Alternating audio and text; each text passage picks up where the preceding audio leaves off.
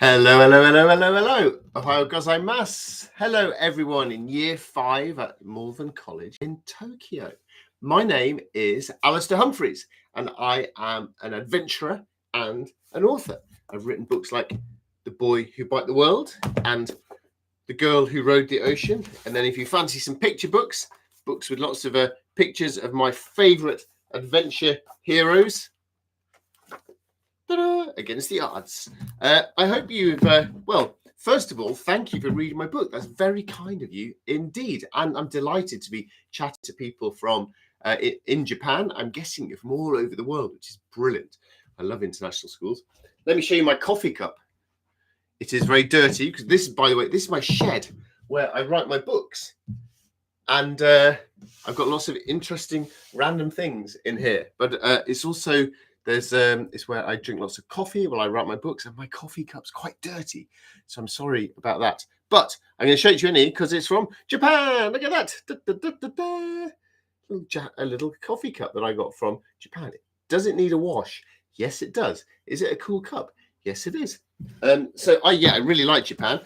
In The Boy Bite the World, when Tom gets around to Japan, I've got some Japanese foods that I particularly enjoyed. Yakitori, onigiri, okonomiyaki, takoyaki, ramen, tempura, gyoza. Oishi, delicious. No natto on my list, though. I wonder why. You've sent me some fantastic, amazing, wonderful questions about The Boy Bite the World. So let's get on with it. I'll answer them for you. Question. How did you tell your friends and family about your journey, and how did they take it? That's a really good question, and I don't think anyone's ever asked me that in all these years. How did I tell my friends and family? Well, I was at university and I was training to become a teacher, and that was going to be my job. I was going to be a teacher. But as you might realize, children are very smelly and quite annoying. So I thought maybe being a teacher, that was a joke, by the way.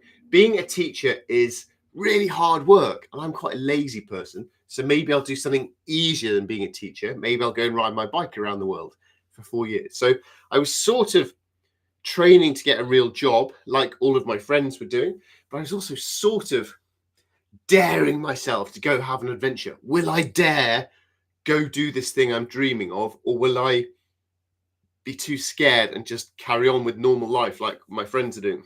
So it was a gradual sort of thing. I don't actually remember telling my family that I was going to do it.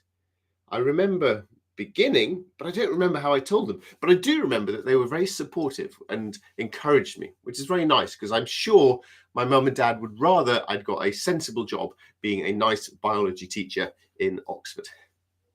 Who are the most inspirational people you met? Wow. And who are the most memorable people you met? They're good questions. I think the most inspirational and memorable people I met were not individuals that I can think of, like, this exact person. I think it was just different people around the world living lives that seemed so much harder than my life. I come from England. England's quite a rich country. Look, I can afford books. I've got electricity. I've got clothes. I've got coffee. I'm from one of the richest places in the world, and I was lucky to be having an adventure. But loads of places where I cycled, from parts of Europe through the Middle East, through Africa, South America, across Central Asia, lots of places that I went in the world. People were very, very poor, had very little money, far fewer opportunities than me, and yet were getting on with life, working really hard, and they often seemed much happier than I was. I think sometimes in my life I was always thinking, I wish I had this.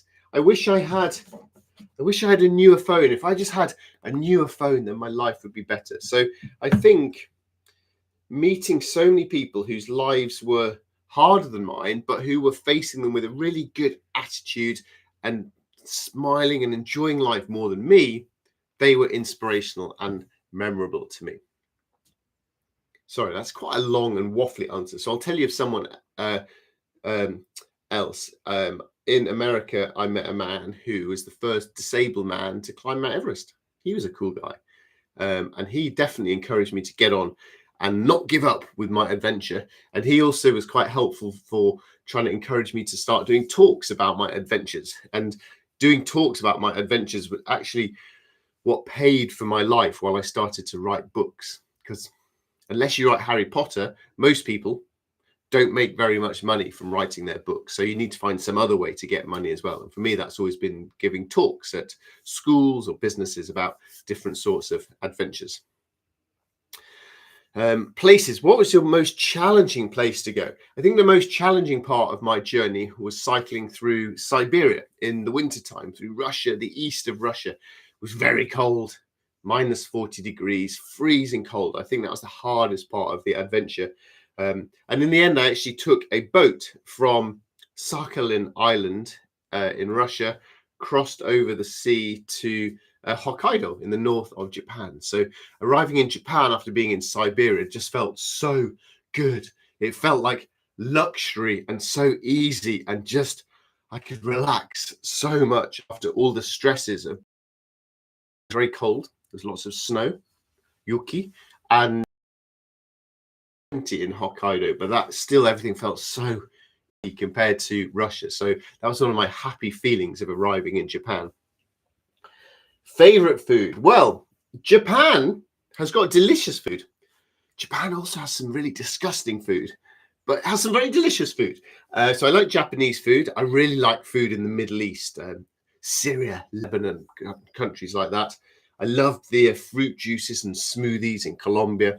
And in Central Asia, in Georgia, I really like the food there, really tasty. And then these nice things called khachapuri, which is sort of like cheese on toast or pizza, and you can buy them by the road, little snacks, breakfast times. I really liked those.